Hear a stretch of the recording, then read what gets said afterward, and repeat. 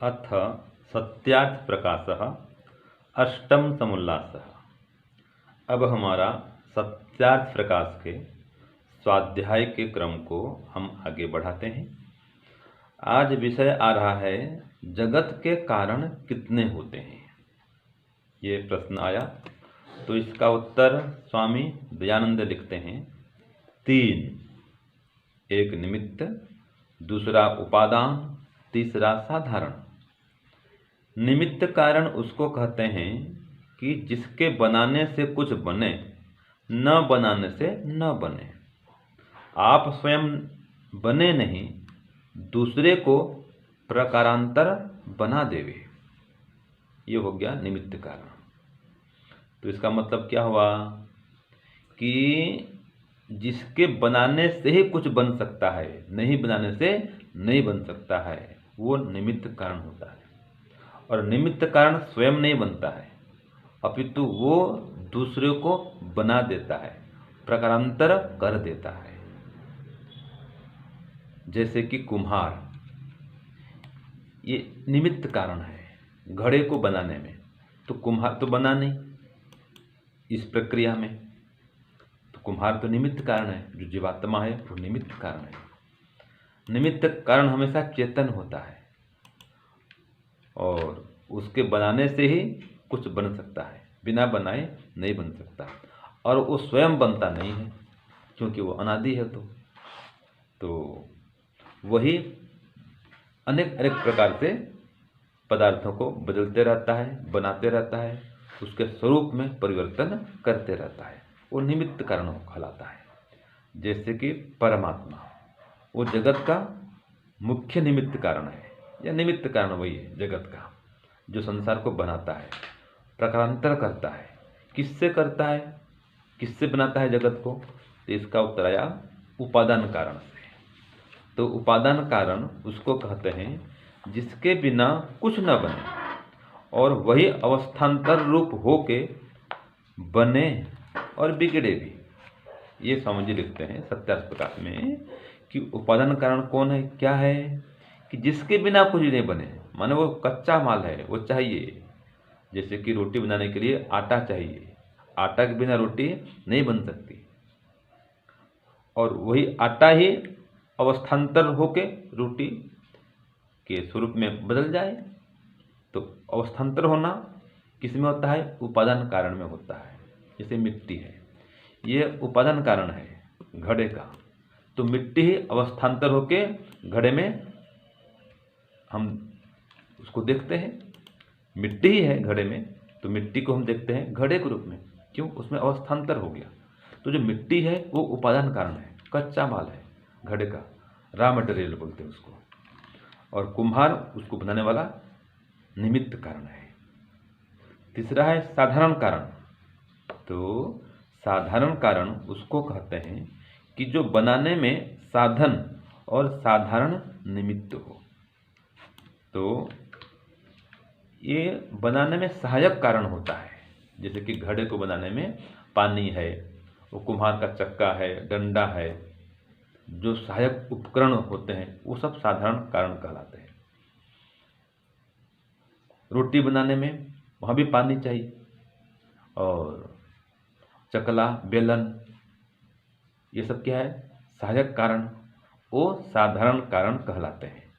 तो रोटी बनाने में जो पाचक है वो निमित्त कारण, जो आटा है वो उपादान कारण, और जो पानी है, चकला है, बेलन है, बाकी जो पदार्थ हैं, गैस का चूल्हा भी है, ये सब क्या हो गया?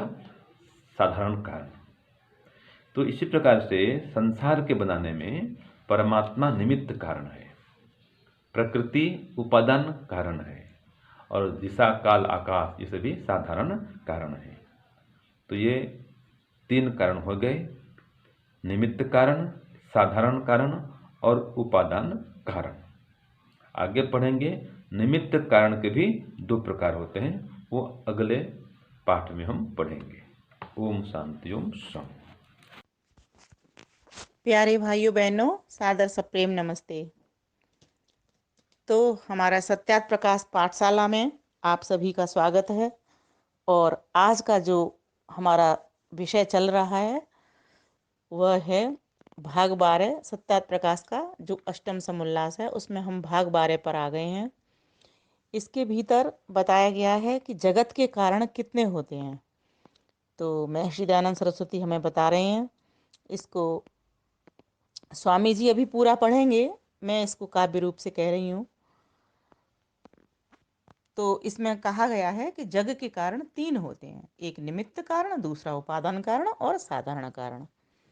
निमित्त कारण वह होता है जिसके बनाने से कुछ चीज बने, और उपादान कारण वह होता है कि जिसके बिना ना कुछ बन सके, जो हो तो उससे बने। ठीक है। और तीसरा साधारण कारण वो होता है कि जो सहायक हों किसी भी चीज को। जैसे एक चित्रकार एक चित्र बनाता है, और बनाता किससे है? पेंसिल से बनाता है। लेकिन उसमें सहायक और सहयोगी कारण कौन से बनते हैं? क्या बनते हैं? रबड़ बनती है, क्योंकि इरेज करते हैं, उसे मिटाते हैं उसको, है ना। तो एक साथ में रबड़ आती है उसकी, और एक कागज लेते हैं, कागज के ऊपर बनाते हैं। लेकिन बनता किससे है वो चित्र? पेंसिल से बनता है। तो पेंसिल उपादान हो गई, और कागज और जो रबड़ है वो क्या हो गई? सहायक कारण बन गए, है ना।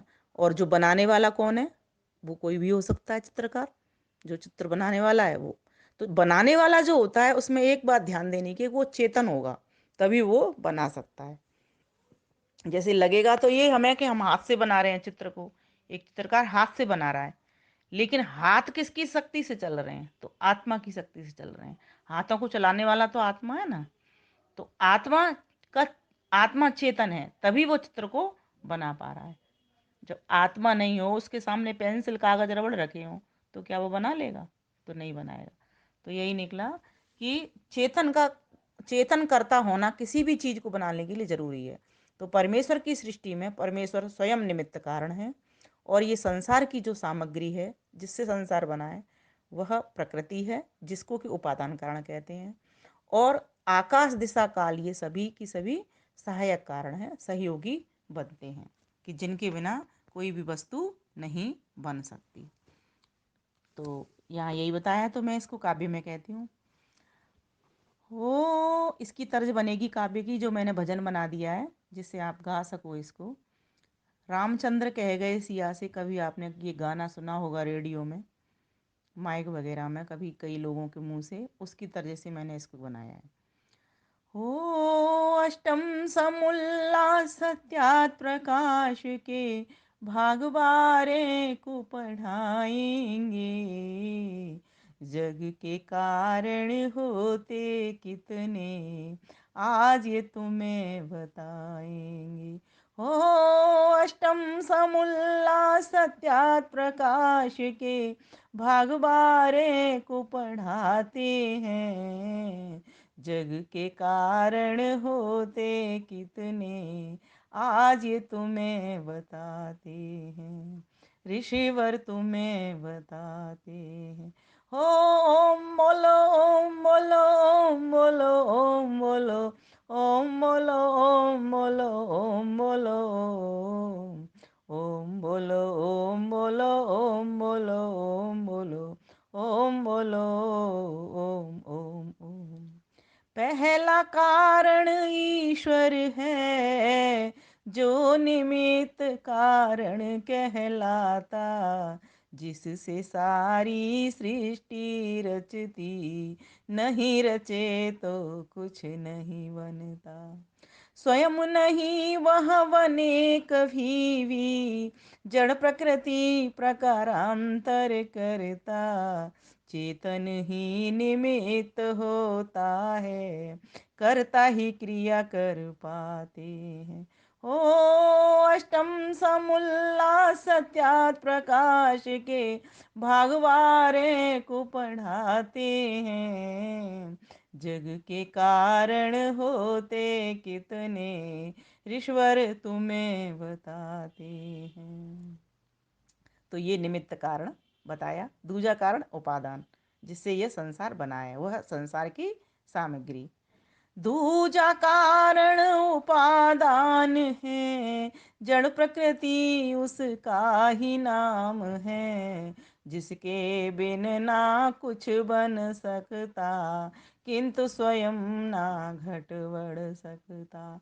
हाँ, बनना बिगड़ना धर्म है उसका, अवस्थांतर ही कर्म है उसका, पराधीन परतंत्र प्रकृति पर, मानो न स्वयं सृज पाते हैं।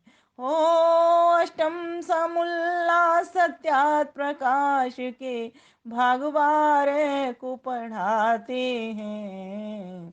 जग के कारण होते कितने, आज ये तुम्हें बताते हैं, ऋषिवर तुम्हें बताते हैं।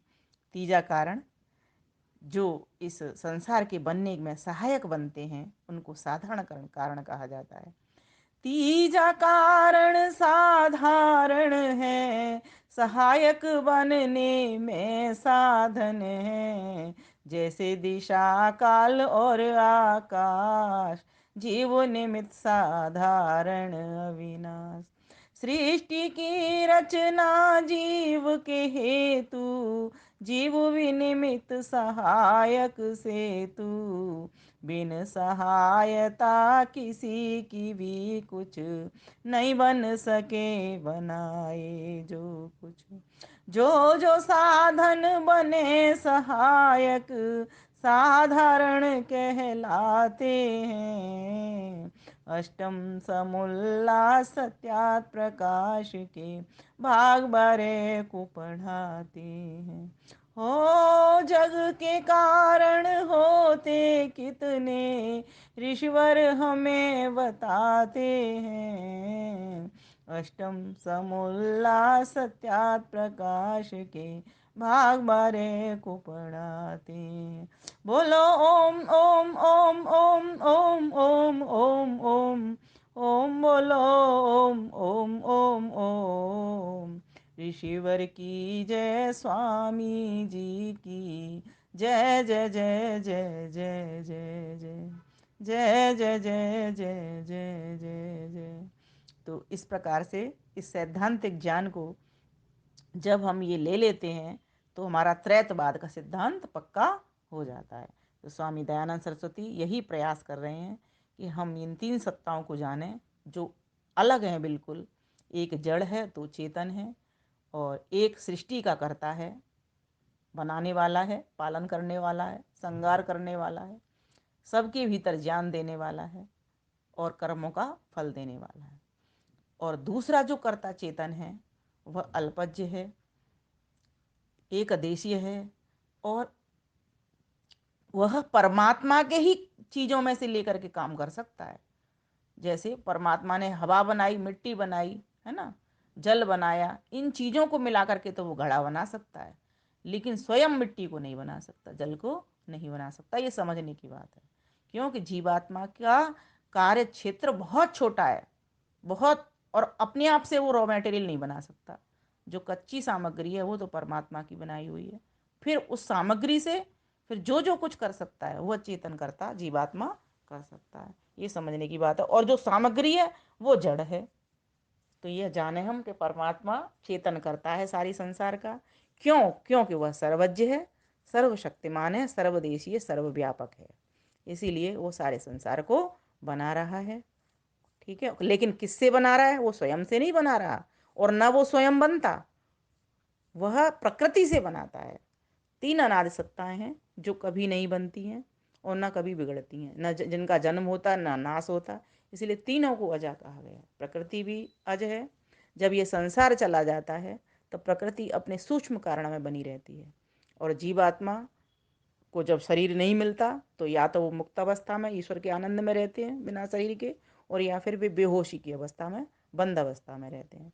तो इस प्रकार से इन तीन कारण हैं जग के बनने में, इस सृष्टि के बनने में। अगर परमात्मा नहीं होता तो भी ये सृष्टि नहीं बनती, अगर प्रकृति नहीं होती तो भी ये सृष्टि नहीं बनती, अगर जीवात्मा भी नहीं होती तो भी परमात्मा सृष्टि को नहीं रचाता।